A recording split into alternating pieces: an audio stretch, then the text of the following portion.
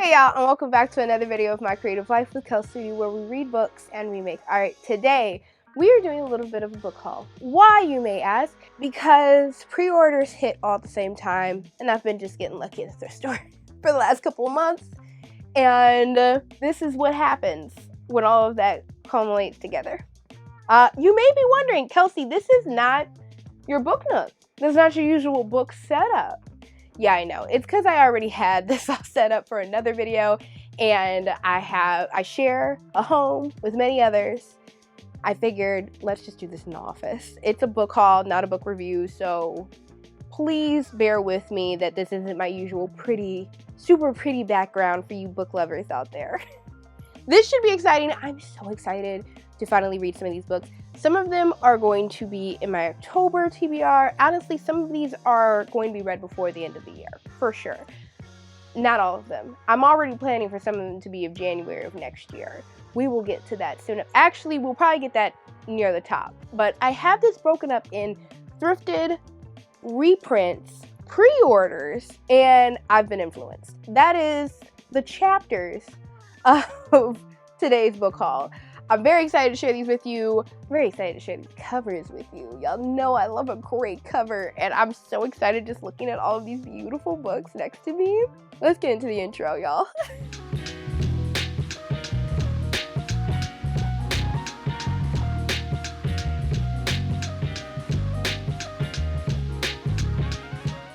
As I mentioned in the intro, I'm trying to break this haul down into about 4 pieces. One, for my own sake of mine, to be like, hey, this is why you maybe bought this many books. Now, keep in mind, these books were purchased over months.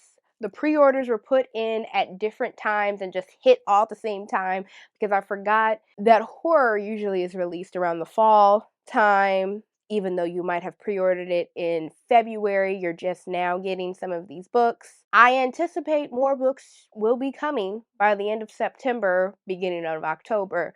And my bank account is hating me currently because Barnes & Noble doesn't hit your check until they ship the book, which in theory, great. In practice, horrible, because you had the money months ago. And after all that Halloween hunting and events you've been going to, maybe you don't have it now because you figured you already spent that money.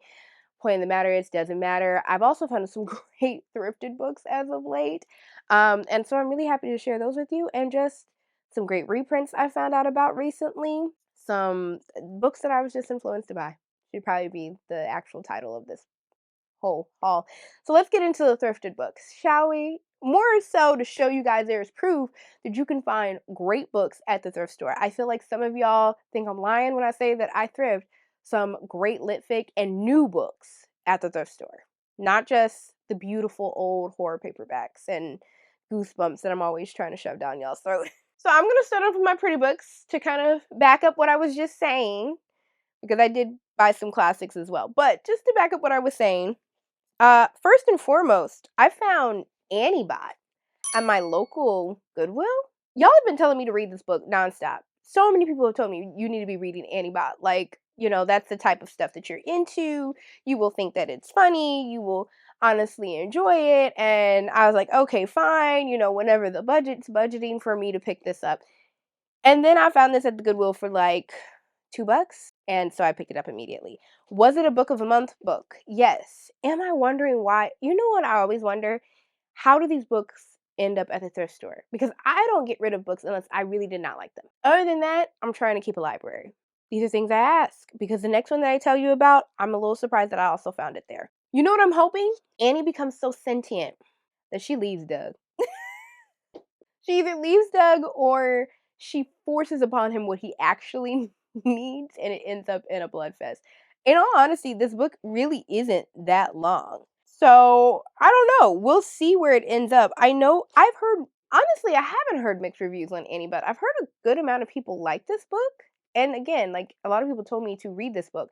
So, I'm surprised to see that it was at the Goodwill. Somebody out there must not have liked it, or was just like, I'm never going to actually read it. I don't know, but I am excited to finally have this, and I'm surprised again that I found it at the thrift store. Another book that I found recently, actually today, I found this at the thrift store, and it was kind of the reason why I was like, let's do this book haul, because I'm really surprised that I found this, and in great condition, at the thrift store. Color Television by Danzy Senna. Okay, again, love this cover. Love it. But why was this at thrift store? I've seen so many people read this book, recommend this book. So finding it at the thrift store, again, I was shocked. I was just kind of like, what? Who would get rid of this? I've been going back and forth on buying it for so long. So I picked it up immediately. $3. Obviously, because it was from Savers. Savers puts a little bit of a higher price tag on their stuff. But very, very excited to finally pick this up. I'm not certain when I'm gonna be able to read it. I don't feel like it's gonna be this year though. This year is probably tapped out on anything new. It would have to really, really be like I have to read this, which there's something on this list that kind of made me do that. But I would have to be doing that in order for me to be like, okay, let's scooch that in by the end of the year. There's really no need for me to go through the synopsis of these because they're not like new lit fic. They're actually classics that I thrifted. First and foremost was the War of the Worlds by H.G. Wells. I've never read it. I do want to read it. Just as it being like a science fiction classic and everything. But also I bought this around the time that Ice Cube movie came out for War of the Worlds, and there was a lot of conversation around it, and I was like, I want to read the book. And it was $1. So I was like, oh, okay. And I love the cover. It was a vintage, great cover. So I was like, oh, why not? I'll read it, or I'll pick it up like during a science fiction moment. And I think I'm gonna pick it up. Like January shaped me up to be kind of like a science fiction type of start to the year. And then second, I also picked up Homer's The Odyssey. I picked this up because around the same time that the Odyssey trailer started coming out for next year for Christopher Nolan's film. And really, it's because I have learned that I like to read the book before I watch a movie. I've been told by others, quit doing that because you're always going to be let down. I get that. But I also feel a sense of superiority when I walk into a film and go, that's not how it happened in the book. I know it's terrible of me, but going to go see the Odyssey, especially going to go see the Odyssey, I feel like I want some reference of everything that's happening in the book. And I was talking to my partner and he was kind of like, "Oh, I want to read it too." So I think it's not that he's going to necessarily read it. He's like, "You should read it out loud while I listen to you." And we go to sleep every night reading a little bit of the Odyssey. I don't know if that's how it's going to work out, but I do want to read this before the Odyssey comes out. Just again, so I have some point of reference when it comes out, and I'm not just watching it and going, none of this is making sense, or being extremely like, oh, this is amazing, and then reading it because I want to still read it and then going, my frame of reference is completely off. Because this is what has happened with every single other book that I've read where I've watched the movie before, where I'm like, my favorite reference is off because they changed 5 million things. And I'm trying to play catch up because I'm filling in the blanks on a lot of things. Point of the matter is, that is what I've thrifted, along with a ton of Goosebumps novels and like other traditional novels that I didn't pull out. I didn't pull those out. And I've also thrifted a lot of kids. Like, we've gone over that in some of my books that I love. I get inspiration from video that I released in August. You can see some of that. A good portion of those have been thrifted recently. So these are mainly the adult novels that I've thrifted in the last couple of months. The next round of books are actually reprints. So there has been a lot of discussion in the horror community about reprints. I know that some people love them, some people hate them. I personally am a big fan of reprints, especially when it comes to Black horror novels. I think that a lot of older Black horror novels didn't get a fair shake because of where the community was, because of where readers were. And now we're seeing as they up in popularity because people are reading them. These publishing houses are going back and giving them the covers that maybe they would have deserved in the first place, or just making them more modern. I personally like it. I was talking to Ashley from Coffee and Cuentos about this because she has the most gorgeous book covers. And honestly, it's because she reads a lot of Latino horror, and I feel like there's a poetic art focus on that type of horror because so many of like the Latino horror books that I have gorgeous covers, like artwork type of thing that is a little bit more highbrow. I love it. But I was telling her, like, my book collection is my art collection. I I know it's crazy. I know, but if it doesn't have a pretty cover, I may not pick it up as quickly as one that I may think has a gorgeous cover. I know I hate it. I hate that about myself. There are some books that have been on my TBR because simply the cover is not as gorgeous as I wish that it could be. So I kind of end up going, I'll pick it up. I'd rather have this really, really pretty cover that they're releasing right now. One of those being, unfortunately, I have to be honest, The Good House. Now, this reprint released and it caused a lot of disturbance. Some of y'all were like, yo, we're making horror look like literary fiction now, and I don't like it. Why are we doing that? And then some people were like, oh, I love this. I love how this looks. I would love this on my shelves. It's gorgeous. I fit into that category personally. That is why I finally picked this up, because I've been meaning to read The Good House for quite some time. And to be honest with you, I really didn't like the last cover. I was not a fan of it. I thought it looked like not that best of a Photoshop stock photo done. I just wasn't a fan. This I picked up very quickly because I really, really love this version of the book, and I feel like it was a much better packaging for others to also pick it up in the store because it jumps off of the shelves. That's just the artist brain talking. So I finally picked this up, and it will be read sometime in October. Now I'm very excited, but I'm also very concerned because this book is already this thick, which is a bit thicker than what I usually read. We're hitting 480 pages with print this small. So I'm a little concerned. I'm not gonna lie.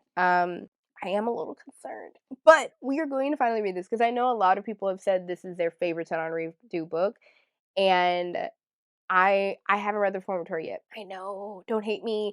I haven't read it because I usually don't like historical fiction horror because it really, really upsets me. Because usually it has to do, I mean, it has to do with stuff that really, we're not just talking about emotions and working through metaphors of people working through psychological things. We're talking about people working through actual factual things, historical things that have actually happened.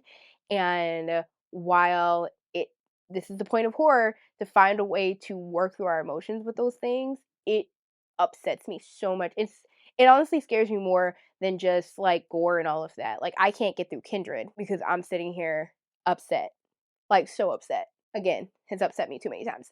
Point of the matter is, that's the reason why I haven't picked up a reformatory, and I'm trying to pick up everything else I can from Tanana 2 before I have to pick up the reformatory and eventually read it, because I do have to eventually read it. It's important for me too. Point of the matter is, I picked up The Good House. Another one that got a reprint. I haven't heard anything about, like, bad about this reprint collection yet. We'll give it some time. These are the type of books that I hope to design. This is the kind of books that I really do hope to design one day. They released 4 of Victor Laval's biggest novels that he's released.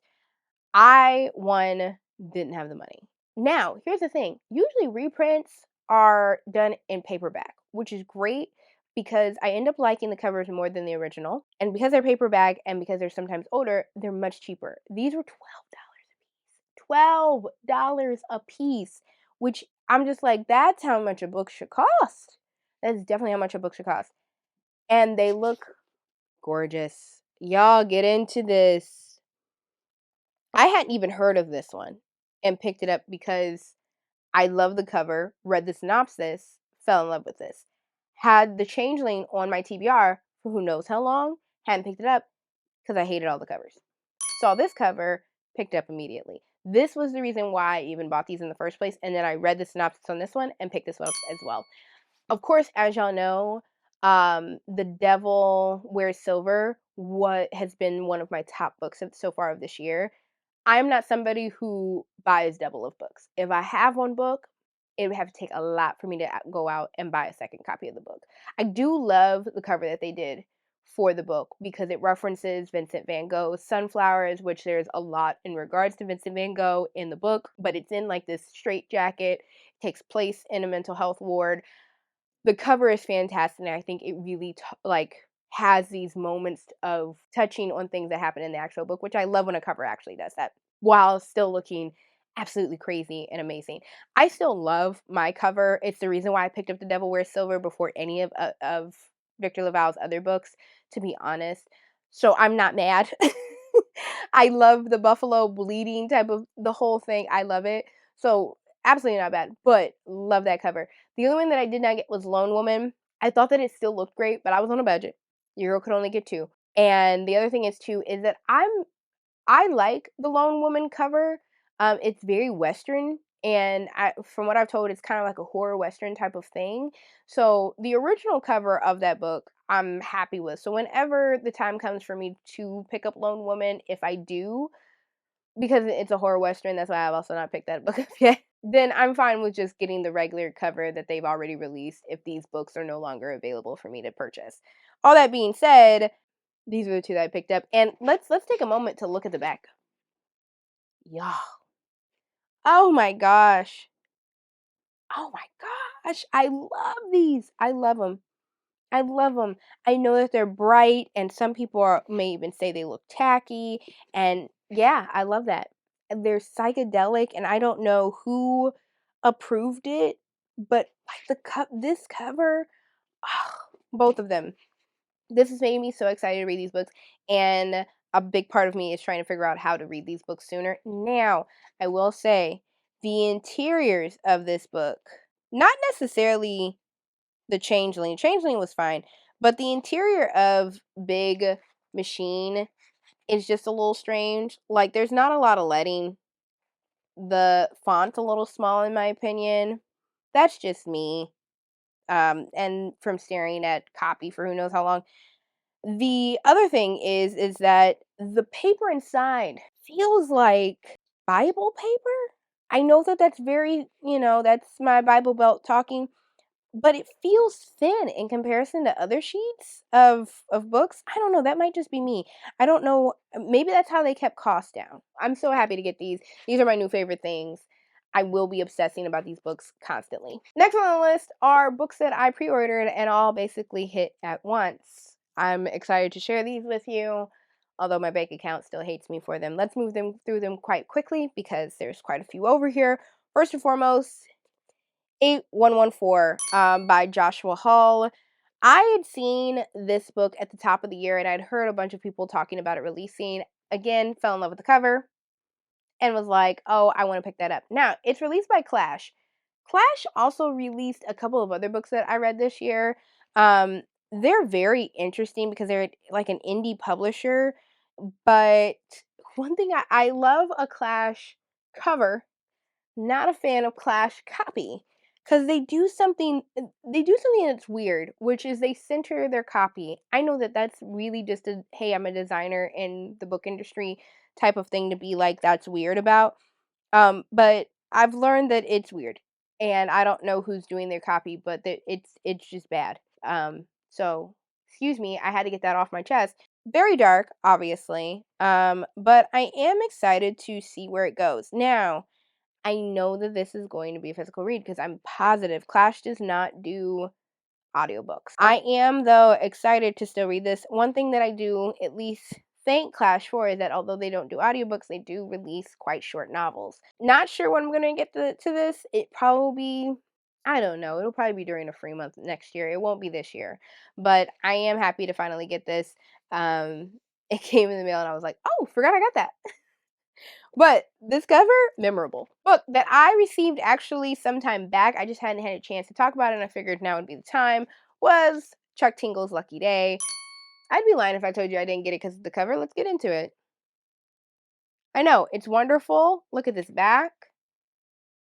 Gorgeous, gorgeous. Yeah, I picked it up because the cover looked great. And it's also because I just finished Bury Your Gaze by Chuck Tingle and absolutely loved it. So when I heard about this releasing and it was during the pre-order sale for Barnes & Noble, I was like, oh, okay, I'll definitely pick that up. This is amazing. And it's about like chance and stuff. And I'm also excited to just have like this sitting on my shelf. Like, look at that. I like this idea of like playing the chance, like these ideas of chance and how I'm kind of interested. It is a shorter story. It's shorter than Bury Your Gaze. I'm wondering, like, what's the horror angle? Do we get very much into the improbability event? I don't know. It's existential. It's described as existential. I'm existential. I'm an existential person, so I'm very excited to see where this goes. Another one that I picked up, I've heard one I'm excited for it because I have heard a lot of people describe it kind of as like a coming of age, good for her type of thing. And I've learned that's top 5 trope that I love, and that is What Hunger by Catherine Dang. I again love that cover. It really just speaks to you. You want to read that book. Look at those nails that are kind of giving me the ick. I'm excited because what it sounds very similar to, like a younger version of The Eyes Are the Best Part. And the reason why I say that is because one, cannibalism's obviously in here. But it's also talking a lot about cultural coming of age, secrets amongst the family in order to hide trauma that kind of still stains like genetically a person, and like this understanding of femininity from a very aggressive standpoint, which is all things that were touched on in The Eyes Are the Best Part that I really, really loved. I'm hoping that it's going in that same direction. This will probably be read either sometime in March for Women's History Month or sometime in May for AAPI month, because it does have to do with uh, Vietnamese culture, which I'm very excited about because I think that a lot, I mentioned this last May, how I feel like there's a lot of room taken up in regards to, we're starting to see a lot more as far as Korean is concerned, but I think backgrounds of Japanese and Chinese have taken up a lot of space within the horror community for quite some time, of course. By no means do any of those books aren't very great, but I feel like we've not explored a lot as far as other cultures within the AAPI. NH is now in there, diaspora, and don't even get me started on Native Hawaiian. There's hardly anything, let alone Pacific Islander. It's very, very hard to find anything. So I'm very excited to get to this sometime next year, because it sounds like it's in the same vein of The Eyes Are the Best Part, and I loved that book. So we love puberty and horror coming together in one beautiful book. Another one that I picked up that I found out was actually a reprint or a re-release, and that's Lost Souls Meet Under a Full Moon by Misuki Sujimura. I had to break it down. We moved through it slowly but surely. I picked it up because of the cover. That's gonna be the ongoing thing. I feel like a majority of this is I picked it up because of the cover. That's why I looked at it at least. Then I read the synopsis and I was like, oh, that sounds fantastic to read. I'm really excited to read this. It feels like one, it's readable, pretty short. This, along with like Life Ceremony, which I need to finish. I started that, wasn't able to finish it. Along with, I can't remember the book right now, but it also has to do with this idea of going inside of this house where you can speak with the dead. I love like this idea of speaking with the dead, not necessarily haunting, but more so connecting. And so that is what made me pick up this book very quickly. I love the cover. I thought the cover was very cute, but the synopsis sounded really, really great and something that I would absolutely love to read. So I'm excited to get to this probably sometime in May. A Game in Yellow. This is supposed to be like an erotic horror. So that sounded something very different than what I'm used to. But as y'all know, I love Haley Piper's work from reading Queen of Teeth. I haven't gotten to the rest of her back catalog, but one, Haley's amazing. She's a sweetheart. We follow each other and she's so nice and supportive and amazing. And I love what she talks about. I love everything that she's for. And so I really wanted to support her and go out and buy her latest novel. But it also sounded really interesting and something that I hadn't read before, which was exactly what Queen of Teeth was for me. So this sounded a lot like lesbian, Queen of Teeth type of weird, complicated horror. And I was like, oh, then I'll love this. I feel like I'll love this. I also I've heard that it is very erotic and sexy because obviously like they're trying to bring the spark back into their relationship, but also knowing Haley, there's going to be body horror in here. So just preparing myself for that. Very excited to get to it. And again, it's a good size book. We love good size books around here. Another one that I picked up, which I think that this one may get read this year. I feel like this one's definitely going to get read. It feels a little bit like November may get me on this one because it has to do with like generational type horror. It's short stories, Roots of My Fears. It has stories from, wait a second, all the stories have V. Castro, Ai Jiang, Usman T. Malik, Adam Neville, Nuso Ono. I am so sorry I'm butchering these names, y'all. Primi Mohammed, Gabino Iglesias, Nadia Elfasi, Ramsey Campbell, Erica T. Worth, Haley Piper, Elena Sierfosky, Caleb Weinhardt, and Sarah Deacon. Whoa, yeah, I need to work on some of my pronunciations, y'all. Apologies for that entirely. But it's basically generational trauma, ancestral horror. Love it. It's a topic I love. I also love picking up some short story collections because it kind of introduced me to some people's work so that I can go out and find their back catalog and find longer pieces for, especially because of how I work through my TBR and try to always find new diverse voices to read every month. Doing short stories kind of feels like a charcuterie board of choices for me to work through. It's a bedtime story, ancient family lore, a secret passed down from generation to generation, stories that have deep, dark roots, ever growing, ever creeping. This anthology explores stories of heritage and horror, the tales we grew up on, hometown rumors and legends, the things we passed down through our bloodlines. This feels very December and November, like these holiday times. Now, I also have my Darkest Fears, which is literally a winter horror collection of stories. So I may just have this for November, even though that's Indigenous Heritage Month. So I'm going to try and read mainly from that. This feels like appropriate considering this is the start of the holiday season. We're spending a lot of time with family and we're unlocking trauma. I am excited to read this, and I also feel like this will prepare me for next year, trying to find some new authors to get into. So I'm very excited to finally get into reading this. Finally, out of my pre-orders, You Weren't Meant to Be Human by Andrew Joseph White. Again, I really love this cover. It was fantastic. I know it's very simple, but it's like the worms are gloss, like this, all the letters are raised. It's just a very clean cover in my opinion.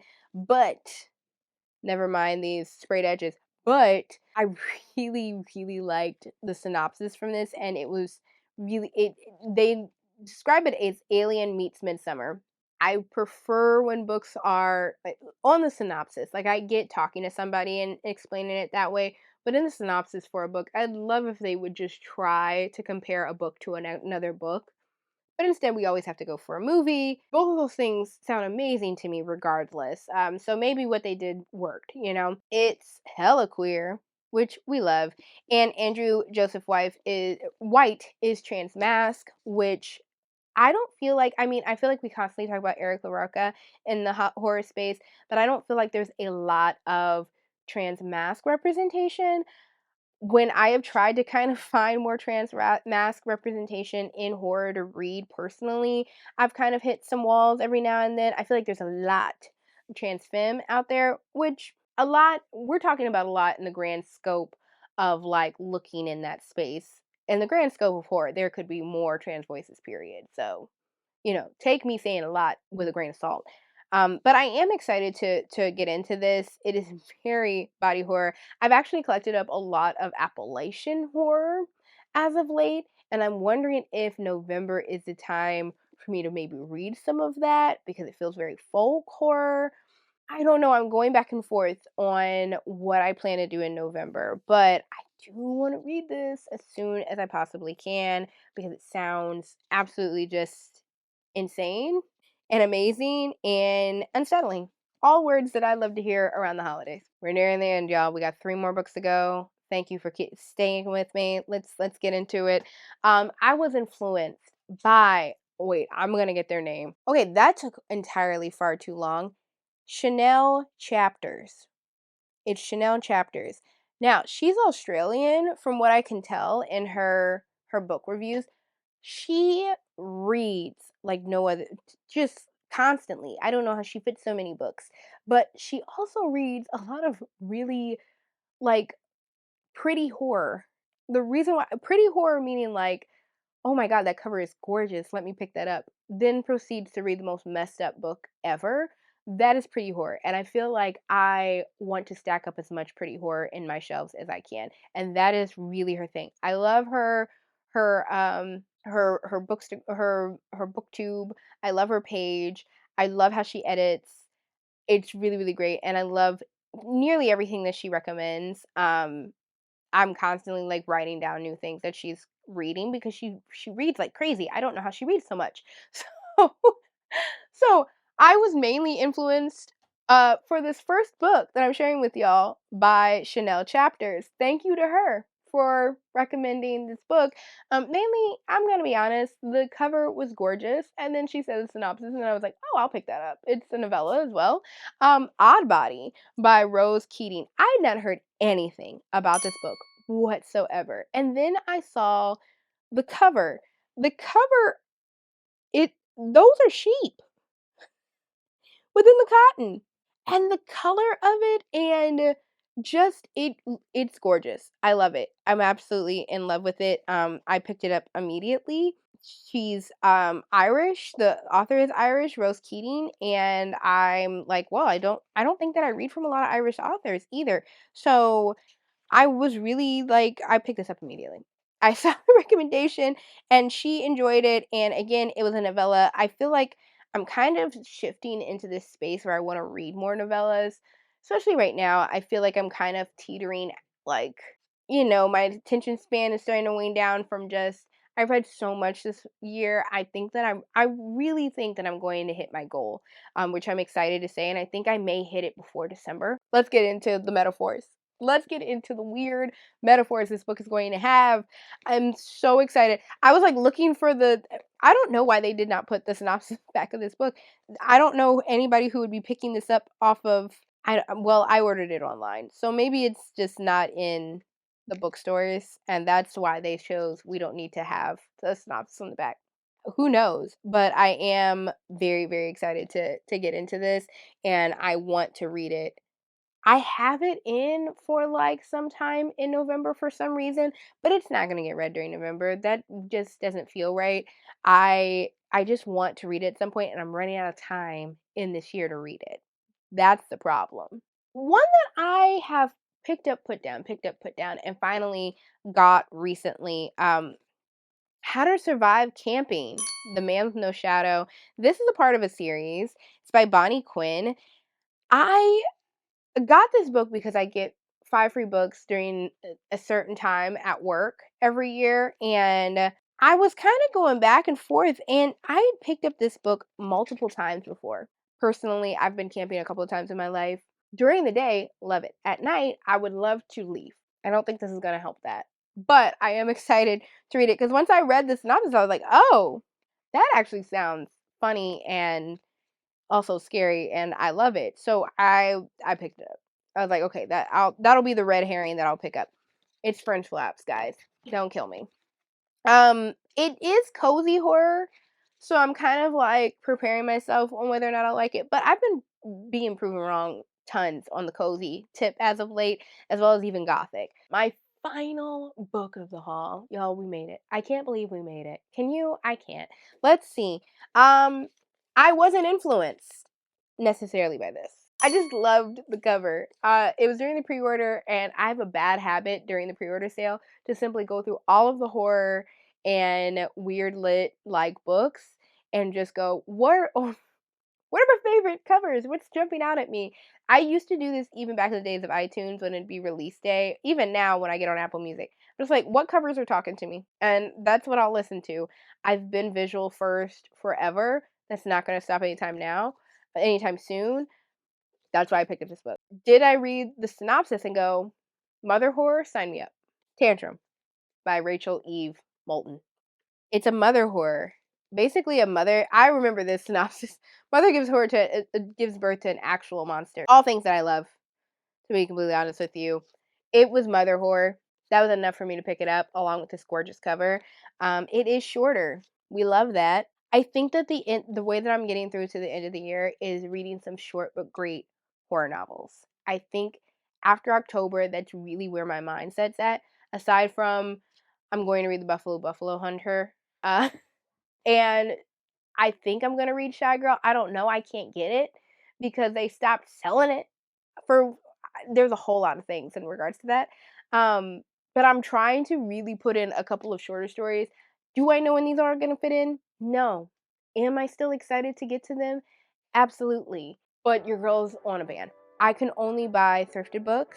I cannot buy new books. Because the thing is that some pre-orders are still coming in. So even though right now I'm like, this is obtainable, I'm fine. There's some books that are about to hit. So I cannot pre-order. Every time I get somebody going, oh, Barnes & Noble's having a pre-order sale. Yeah, not for me. I'm not ordering from that until next year. Because there's just far too many. There's far too many. And every time it hits my check, I'm like, yo, can I stand up, please? I'm very excited though. I really love all of my pickups over the last couple of months. I think that I hope that they're all amazing because they're gorgeous and I'm excited to get them on these shelves and get through them. But I have been having a great time reading, so let's hope that this continues. I'm feeling very good, especially because some of these are shorter. So I'm like, let's knock out some more books. Like, let's add some shorter books to my months. I feel like I've been really adding some longer books as of late. Let's ignore the fact that I have The Good House though, because that has 500 pages, and that's literally against what I just said. If you liked today's video and you're into any of the genres that I spoke about today and want to hear more about them, please subscribe down below. We read horror and weird lit and literary fiction, and nowadays I'm fitting in some nonfiction here and there. I know, there's a lot of growth for me, but it'll still be like weird and topic. Please subscribe down below if any of that sounds great to you. Thank you so much for watching, and please like today's video if you liked it. I would love to hear about any new books that you guys have been getting out there, or that books that the cover has really enticed you and that's why you got it, but the synopsis was really good after the fact. I would love to hear if anybody else gets pulled into all of that. As a cover designer, that's literally my job to do that for people. So I love when it kind of happens to me, because then I'm like, oh, what did this person do? What did I fall in love with here? So I can bring that to my own practice. Thanks again, y'all, for watching today's video. I really appreciate it, and I will see you on the next one. Bye.